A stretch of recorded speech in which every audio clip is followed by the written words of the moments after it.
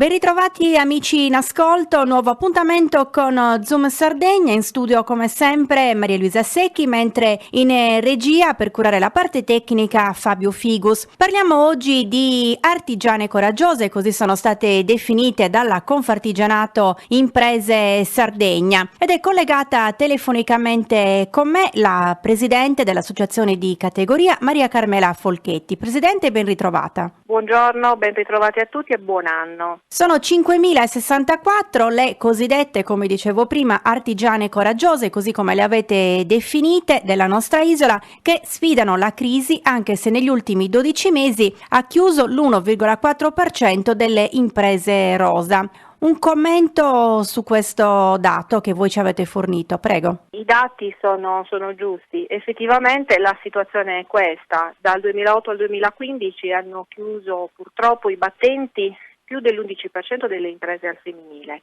Se i dati sono arrivati a questo punto significa effettivamente che l'Italia non è un paese purtroppo che può avvantaggiare o quantomeno dare la possibilità alle donne di poter lavorare con serenità, perché non ci sono leggi che concilino, che facciano conciliare il lavoro con la famiglia. E si sa che prima della crisi le imprese al femminile erano in netta crescita, anche perché in realtà una donna ha un modo di gestire l'impresa differente da quello degli uomini. Per carità, non voglio fare adesso un discorso di genere, ma voglio dire che così come noi gestiamo la nostra famiglia con grande elasticità, allo stesso tempo gestiamo anche la nostra impresa.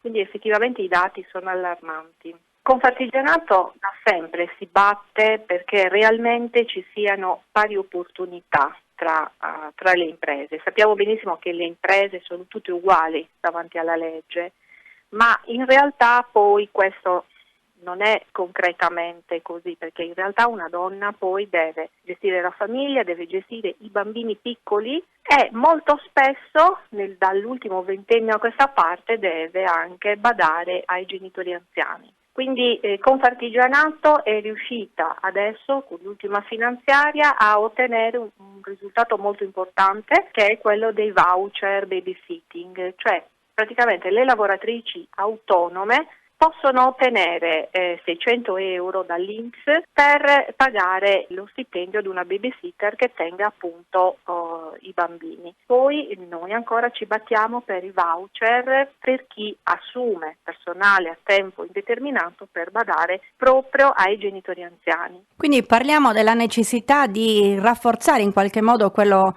che sono le politiche sociali, il welfare. Non vediamo alternative perché una donna che lavora autonomamente non può svolgere il proprio lavoro se non ha nessuno che la aiuti nella gestione familiare. Cioè una donna che ha figli piccoli ha necessità di essere aiutata, altrimenti deve rinunciare a qualcosa.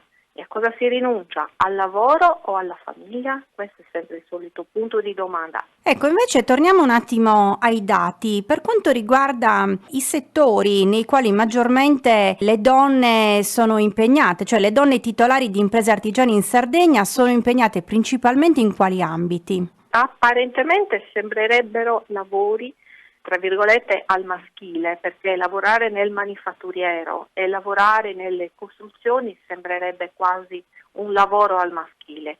Io personalmente ritengo che non esistano lavori al maschile o al femminile, non credo che si possa fare questa differenza, però in realtà in Sardegna dal nostro centro studi abbiamo capito che c'è un alto indice di donne impegnate nelle costruzioni e, come ho detto prima, anche nel manifatturiero, soltanto che con la crisi da 8 anni a questa parte l'edilizia, come ben tutti sanno, è sotto gli occhi di tutti, ha subito un tracollo e quindi è chiaro che anche le imprese al femminile ne hanno subito le conseguenze. Rispetto ai dati nazionali, l'imprenditoria femminile sarda come si pone? Si pone a metà classifica perché è grosso modo dopo la Calabria, e vorrei che venisse chiarito il fatto che prima della crisi invece la Sardegna era ai primi posti proprio per nascita delle imprese femminili. Quindi